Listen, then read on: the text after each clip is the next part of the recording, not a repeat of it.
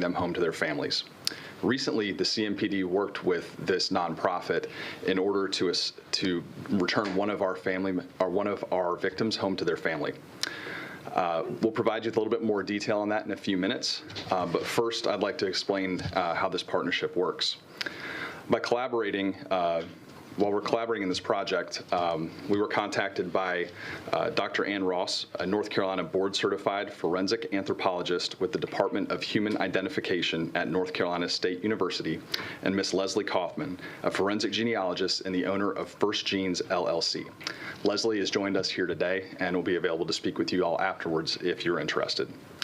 As part of the North Carolina Unidentified Project, they received a grant to assist the identification of North Carolina's 130 unidentified persons. These are persons who have been found by law enforcement, but we don't know who they are. The first phase of this project paid for the extraction and DNA analysis and research from 13 unidentified persons. When they extract DNA from the remains of these individuals, they are loaded into ancestry and genealogy databases such as GEDmatch and Family Tree DNA. Dr. Ross also provides us with an extensive analysis from the anthropological side to help develop a biological profile that we can utilize to help narrow down the pool of potential victims. A tremendous amount of hours go into tracking down records. These are genealogy and family history records that can be used to help identify potential matches with this missing person. As part of their project, these 13 cases they looked at, 6 of the samples were too degraded for them to be able to do work with, but they were able to get profiles from 7 individuals. Dr. Ross and Ms. Kaufman were able to identify all 7 of these individuals, including a gentleman whose remains were found just outside of Uptown Charlotte in 2010. For more on that case, I'd like to introduce you to Detective Matt Hefner, who's going to share some specifics of that case with you. Thank you, Lieutenant. Good morning. In May of last year, I was contacted by Leslie Kaufman with the North Carolina Unidentified Project. Leslie and her crew had already started working this Charlotte case.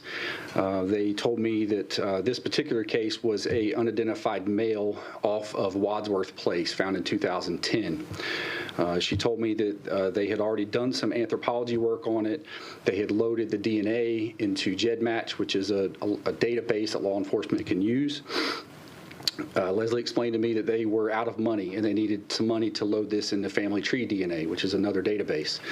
I presented that to our chain of command. The CMPD approved that, paid for it. The DNA profile was loaded into Family Tree DNA, and Leslie received the matches. Leslie Kaufman continued to work this case for us. It was at our cost of only $650. She continued to work this case and build a family tree around the matches that she received. Through that, she continued to build out the family tree, and eventually she learned about a man named Napoleon Mcneil. She learned that Napoleon Mcneil was last seen in 2009, and so she and I, Leslie Kaufman and I, reached out to the brother of Napoleon Mcneil, and we asked him if he'd be willing to give a DNA sample. He agreed. We got that sample, we loaded it into Family Tree DNA, and the match came back a positive, meaning that the brother we talked to was a brother in kinship to our unidentified male. Therefore, we're able to positively identify this as Napoleon Mcneil, born in 1965.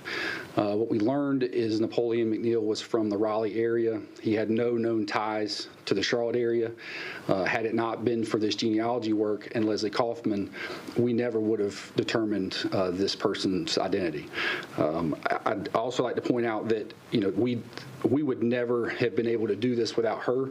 When Leslie Kaufman reached out to me, they were already out of money, so she agreed to do this case essentially for free for the CMPD. She worked long hours and many days, and we can't thank her enough.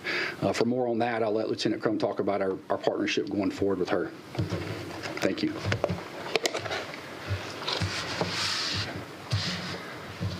So I think it's pretty impressive that with their help, we've been able to solve a decades-old mystery or a decade-old mystery. it's really important to highlight what Detective Hefner said about us. Having a victim that has no ties to Charlotte, there's no reason that we would have gone looking for him or expected that he was one of our victims. Identifying missing persons takes a tremendous amount of work, and as we go through some of these cases, we have to go with the things that we have. And prior to forensic genetic genealogy, we had to rely on reports to make educated guesses to go out and find family members to potentially link our victims to. And this tool has really just opened that up and allowed us to proactively go out and try to find out who these people are. So currently the CMPD, and that's Mecklenburg County as a whole, has about 11 sets of human remains that are still unidentified. These cases reach back to 1975, so there's quite a bit of time on some of these cases. And obviously DNA technology didn't exist then, which makes that all the more challenging. It's not like we routinely would collect samples from folks at that time. So we're going to work with the North Carolina Unidentified Project going forward to hopefully get some more closure for some of our families. Getting our victims home is a solemn responsibility for our detectives.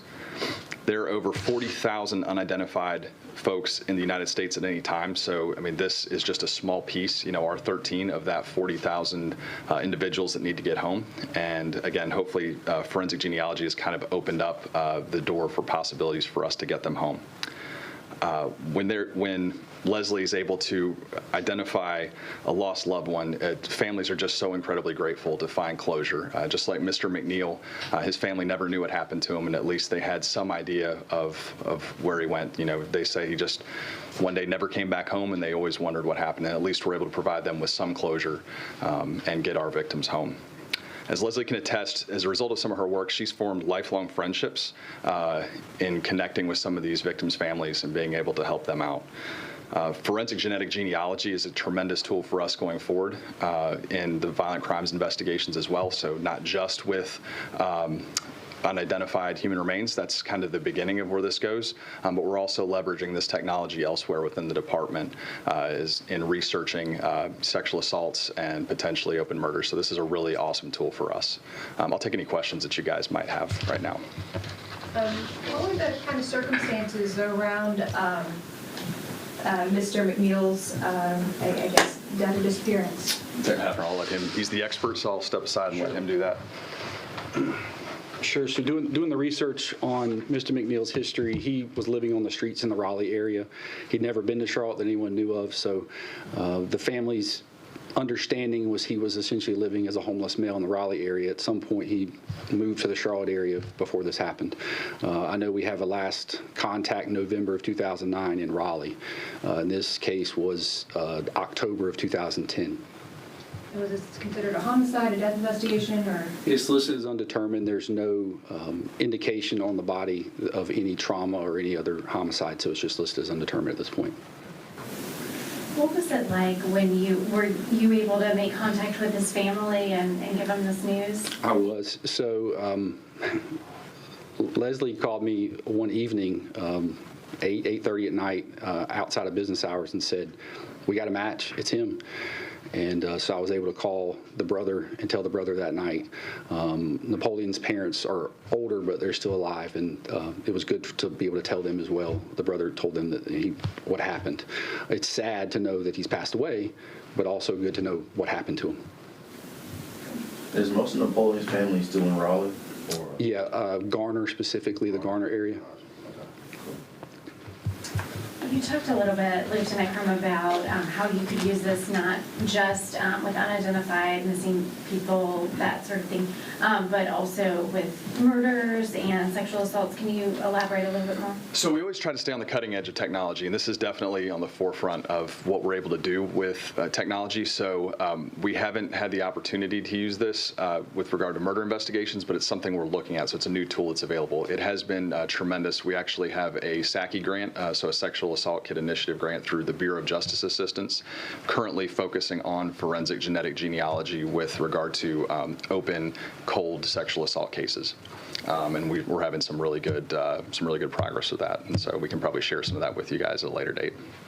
You said, I think originally that there were 13 people within the CMPD that were unidentified, and now there's only 11 So is there enough? Sorry, so the initial case, the 13 that they looked at, that was through the North Carolina Unidentified Project. So they selected 13 individuals from that, I can't remember the original number within the state, the 130. So they had the funding for the 13. Charlotte has approximately 11 that are eligible to work with this. And I say Charlotte, it's the Mecklenburg County area, so that's our entire jurisdiction. So are you now moving forward, working on those cases and providing funding for that? That is the plan. So, there is some cost associated with that, so we're looking at sources of funding both internally and wherever we might be able to find it to go forward with that. Also, there's a certain degree of, kind of sorting through the cases. We have to see which cases would be ideal for doing this. We want to start there and kind of progress through them. I think I kind of mentioned sometimes the DNA can be degraded based on a multitude of factors, so we need to find the best cases to start with. And how do you go back, you said some cases date back to 1975, so how do you go about extracting DNA from some of those cases that you may not have originally gotten DNA from? So the remains, we send those off to outside laboratories that are experts in extracting that. So they find, typically it's bone tissue, they'll actually take extracts from the bone and try to develop that. And there's probably a little bit of art to that, and I don't totally understand the science, but I know they know exactly where to go and to find the best chance of extracting good DNA from those remains. And in most of these cases that you are dealing with, are they death investigations or homicides or kind of a mix of things? So there's a mixture. We have a few that we know are homicides, and we can tell that based upon, obviously evidence at, the site we recover them from or damage to the remains. Some of these are undetermined because of the state of the remains at the time we found them. We can't necessarily say definitively, but certainly identifying that individual would help us to kind of make a determination. In Mr. McNeil's case, we don't have anything to indicate homicide, but there are other cases that once we figure out who they are, that could change one way or the other. So a couple of definite homicides, and then the others we just have to kind of take as we figure out who they are. So people are kind of familiar with like Ancestry.com and those sort of things. Is it similar? I mean, kind of in layman's terms. General idea, yes. So, and it gets into the really heavy science stuff when they explain it to me. And but it's really fascinating to see how people like Leslie work, because they're able to. They start talking about triangulating relatives, and these aren't like necessarily close connections. Like when you and I would do Ancestry, we might be thinking about a cousin or a relative that you might actually have a term for. They start talking into like 12th cousins and going back 100 years or 150 years to people that you would never have any idea you're related to, in order to figure out who our missing folks are. So it's it's Ancestry, but just to a level I just would never foresee. It's pretty cool. We can take one or two more, and then we also have Leslie here if you guys want to speak with her afterwards. If somebody has a loved one that they believe is missing and may be dead, can they reach out and say, I want to give my like DNA sample just in case, that sort of thing? Do they need to wait for you to go to them? How's that work? No, absolutely. So our missing person unit typically tries to collect DNA from any of our close relatives of missing folks. I really encourage them to call our missing persons unit, which is another one of our units in the Violent Crime Division. We collect those routinely and place those into a system called NamUs, which is actually a national database for missing persons. But we also, absolutely, if somebody has a belief that one of their relatives is missing and maybe one of ours, we would love all the information and potentially DNA that we could get from them. Did Napoleon's family put out a missing persons report by chance? They did not. They did not report him missing. They, at that point, still didn't realize he was deceased. He had been separated from the family for some time, so they, for lack of a better word, gave up hope, and this gave them that hope back. All right, I think that about wraps it up. Thank you, guys. Thank you. I do have a question about an unrelated. Sure, we can. Sure.